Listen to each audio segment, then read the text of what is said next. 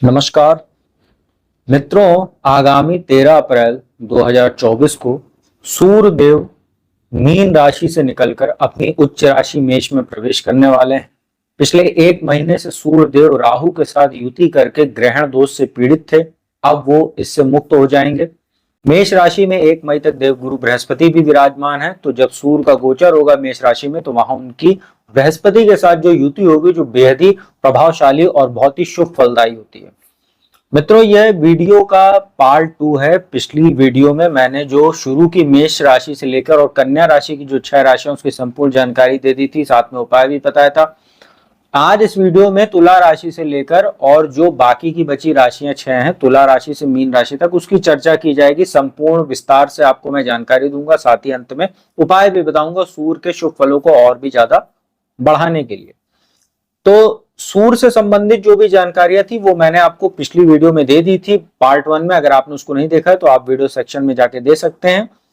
एक चीज मैं पिछली वीडियो में आपको ये जरूर बताना भूल गया था कि जब मेष राशि में सूर्य का प्रवेश होगा तो 1 मई 2024 तक बृहस्पति तो उनके साथ विराजमान रहेंगे। लेकिन मैं ये बताना आपको भूल गया था कि कुंभ राशि में स्थित शनि की जो स्थिति है, इस समय शनि की तीसरी और नीच दृष्टि सूर्य देव पर लगातार पड़ेगी 14 मई तक। तो 13 अप्रैल से 14 मई तक शनि की दृष्टि भी रहेगी। मैं पिछली वीडियो में भूलवश बताना भूल गया था। तो चलिए राशियों के क्रम में इस वीडियो में सबसे पहले बात करते हैं तुला राशि की। मित्रों, तुला राशि के लिए जो सूर्य का गोचर है वो आपके सप्तम भाव, वैवाहिक सुख और साझेदारी में जो व्यापार का घर होता है उसका भाव होता है सप्तम भाव। यहाँ पर सूर्य उच्च राशि में जरूर विराजमान रहेंगे। आपके लिए लाभ भाव के स्वामी होते हैं, एकादश भाव के, और सप्तम भाव में गोचर करेंगे। सप्तम भाव में सूर्य का जो गोचर होता है वो वैसे भी कमजोर माना जाता है, क्योंकि काल पुरुष की कुंडली में यहाँ 7 नंबर की तुला राशि बनती है, जिसमें सूर्य नीच का फल देते हैं। साथ ही ये पश्चिम दिशा का भी घर होता है, तो ये कहीं ना कहीं सूर्य के लिए कमजोर स्थिति होती है। हालांकि वो उच्च राशि में है तो उनके जो अशुभ प्रभाव यहाँ मिलते हैं उसमें कहीं ना कहीं 50% की आपको राहत जरूर देखने को मिलेगी। लेकिन इसके बावजूद आपको अपने वैवाहिक जीवन का पूरे महीने ध्यान रखना है, 13 अप्रैल से 14 मई तक। खास तौर पे 1 मई के बाद से जब सूर्य यहाँ अकेले हो जाएंगे तब आपको ज्यादा ध्यान देना।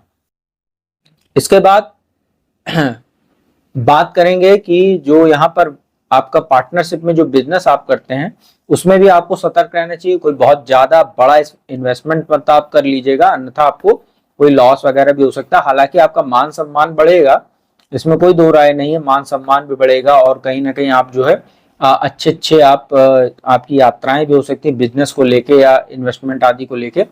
तो इन सब चीजों के लिए तो अच्छा। और सप्तम भाव में सूर्य यहाँ बैठे हुए हैं, लाभेश होकर यहाँ सप्तम भाव में बैठे हैं, तो अपने बिजनेस पार्टनर के माध्यम से आपको कुछ लाभ भी देखने को मिलेगा। ऐसे ही नहीं कि सिर्फ लॉस ही होगा, और पति पत्नी को भी एक दूसरे के भाग्य का सहयोग मिलेगा। बड़े भाई की ओर से भी आपको कुछ सहयोग मिल सकता है जो आपको आगे चलकर फायदा देने का काम करेगा। तो जो तुला राशि के जातक हैं उनके लिए गोचर कोई बहुत अच्छा नहीं कह सकते हैं, बस मिश्रित फल वाला है। तो आपको अभी मैं अंत में उपाय बताऊंगा, उसको आप देखिएगा कैसे क्या करना है। इसके बाद बात करते हैं वृश्चिक राशि की। आपके ऊपर शनि की ढैया चल रही है।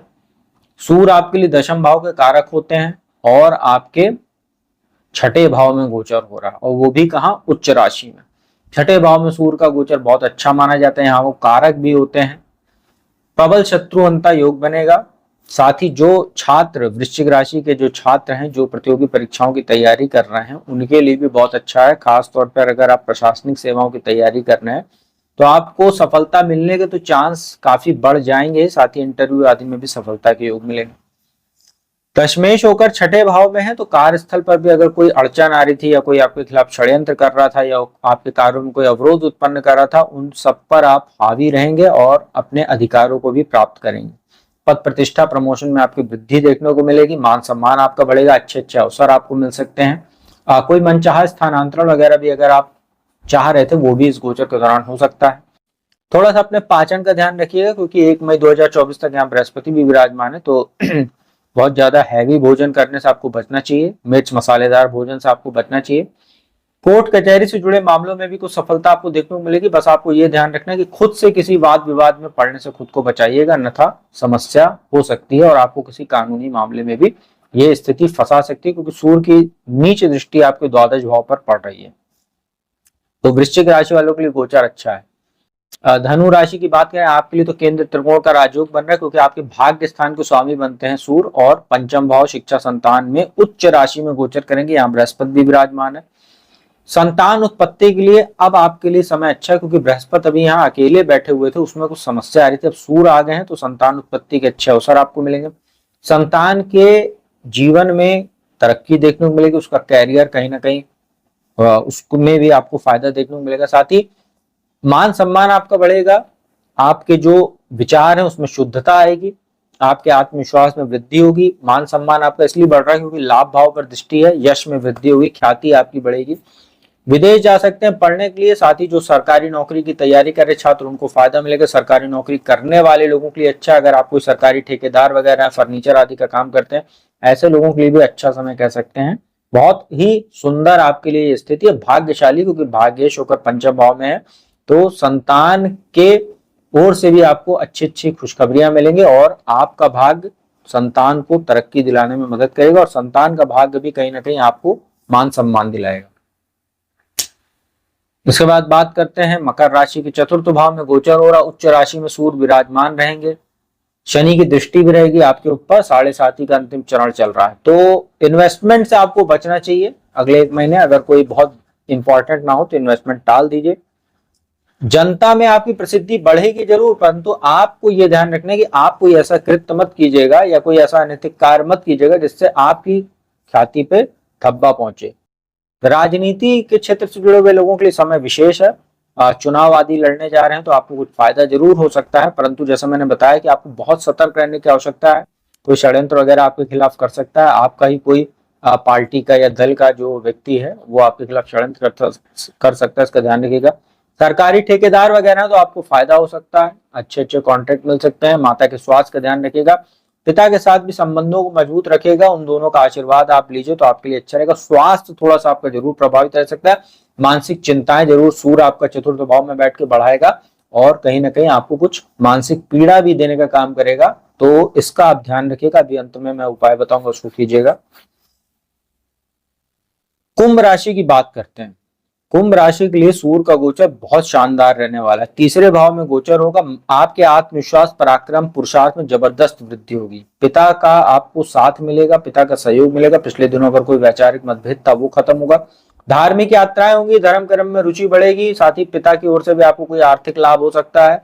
विदेश जाना चाह रहे हैं उच्च शिक्षा के लिए, बहुत अच्छा समय आपके लिए कह सकते हैं। अगर आप प्रतियोगी परीक्षाओं की तैयारी कर रहे हैं, सरकारी नौकरी की तैयारी कर रहे हैं, तो ऐसे छात्रों को फायदा मिलेगा। आपके आत्मविश्वास में अच्छी वृद्धि होगी। आपको इस पूरे महीने छोटे भाई बहनों के साथ संबंध भी आपके अच्छे रहेंगे, मित्रों का भी सहयोग मिलेगा, और लाभदायक यात्राएं आपकी होती रहेंगी, और आप उस पे अगर जाएंगे तो आपको उससे लाभ भी देखने को मिले। तो कुंभ राशि वालों के ऊपर 7.5 का मध्यम चरण होने के बाद कहीं ना कहीं फायदा आपको ये सूर्य का गोचर देके जाएगा। अंतिम राशि मीन की बात करते हैं, और आपके लिए जो सूर्य की स्थिति होती है कोई बहुत अच्छी नहीं होती। अष्टम भाव के स्वामी होते हैं, मारक स्थान के स्वामी होते हैं, और माफ कीजिएगा छठे भाव के स्वामी होते हैं। छठे भाव के रोग ऋण शत्रु के स्वामी होकर और आपके धन भाव में गोचर करेंगे। तो धन भाव में रोग भाव के स्वामी का आ जाना मीन राशि वालों के ऊपर 7.5 का अंतिम चरण भी चल रहा है, और द्वादश भाव में बैठ के शनि की भी दृष्टि, ऐसे में रोग भाव के स्वामी का दूसरे भाव में आना ये आपके लिए एक प्रकार का दरिद्र योग बना रहा है। तो अब 1 महीना अगला जो आपके पास रहेगा, क्योंकि शनि खर्च के घर में सूर्य को देखेंगे और सूर्य रोगेश होकर धन भाव में, तो आपका जो धन है वो बेकार की चीजों में खर्चा होगा। संचित धन में आपको कमी देखने को मिलेगी, मानसिक तनाव हो सकता है, परिवार में कुछ कलह वगैरह की स्थिति होगी, वाणी दोष आपको हो सकता है जिसकी वजह से परिवार का माहौल खराब हो। अगर आप विवाहित हैं तो ससुराल पक्ष से भी आपके संबंध कोई बहुत मधुर नहीं रहने वाले हैं, मामा ननिहाल पक्ष से भी संबंध कुछ खराब हो सकता है। अविवाहित लोगों के रिश्ते तय होने में समस्या आएगी। आपका जो धन है वो रोग आदि में खर्चा हो सकता है, आपको आंखों में समस्या हो सकती है, सिर दर्द माइग्रेन जैसी समस्या हो सकती है। अष्टम भाव पर सूर्य की दृष्टि रहेगी तो गाड़ी वगैरह चलाते समय सावधानी बरतिएगा, चोट चपेट की भी संभावना बनेगी। धन के लिहाज से आपको काफी सरवाइव करना पड़ सकता है, काफी समस्या आ सकती है, और महत्वपूर्ण कार्य जो आपके है वो 1 महीने कहीं ना कहीं आप देखेंगे उसमें अप्स एंड डाउन आएंगे, और बनते बनते काम आपके रुक सकते हैं धन की वजह से, अगर आपकी कुंडली में सूर्य की स्थिति अच्छी नहीं है तो मीन राशि वालों के लिए गोचर कतई अच्छा नहीं कह सकते हैं। तो मित्रों यह था बाकी की जो बची 6 राशियां, तुला राशि से मीन राशि, उसके ऊपर क्या सूर्य का प्रभाव पड़ेगा उसकी जानकारी दी। उपाय की बात कर लेते हैं। प्रतिदिन स्नान आदि के उपरांत आप लोग स्टील या तांबे के लोटे में जल भरकर सूर्य देव को अर्घ दीजिए। ओम घृणी सूर्याय नमः या ओम आदित्याय नमः, इस मंत्र में से दोनों में से कोई भी एक मंत्र का जाप कर सकते हैं और इससे आप जल दीजिए। साथ ही खड़े होकर वहीं पर ओम आदित्याय विद्महे दिवाकराय धीमहि तन्नो सूर्य प्रचोदयात्, सूर्य का गायत्री मंत्र, इसका जाप कर सकते हैं 11-21 बार। और सूर्य देव का जो दान होता है, आप अपने वजन के 10वें हिस्से के बराबर गेहूं और गुड़ ये दोनों मिलाकर किसी को गरीब या ब्राह्मण को दान कर सकते हैं तो अच्छा रहेगा। और इस पूरे 1 महीने के दौरान आप लोगों को काला वस्त्र पहनने से बचना चाहिए, तो बेहतर स्थिति आप लोगों के लिए रहेगी। और पिता का जितना सम्मान करेंगे उतना आपको सूर्यदेव मान सम्मान और लाभ दिलाने का काम करेंगे। तो उम्मीद करता हूँ वीडियो आपको अच्छी लगी होगी। यदि वीडियो अच्छी लगी इसको लाइक कीजिएगा, कमेंट कीजिएगा, शेयर कीजिएगा। और जो भी चाहता है कुंडली विश्लेषण कराना चाहते हैं तो मेरा नंबर डिस्क्रिप्शन स्क्रीन दोनों पर उपलब्ध है, उस पर संपर्क करके आप लोग इजिली मेरे द्वारा कुंडली विश्लेषण का लाभ देश दुनिया के किसी भी कोने से प्राप्त कर सकते हैं। तो अब मैं अपने वाणी को यहीं विराम देता हूँ। अगली वीडियो में आपको किसी नए विषय के साथ जल्दी मिलूंगा। तब तक के लिए ओम नमः शिवाय।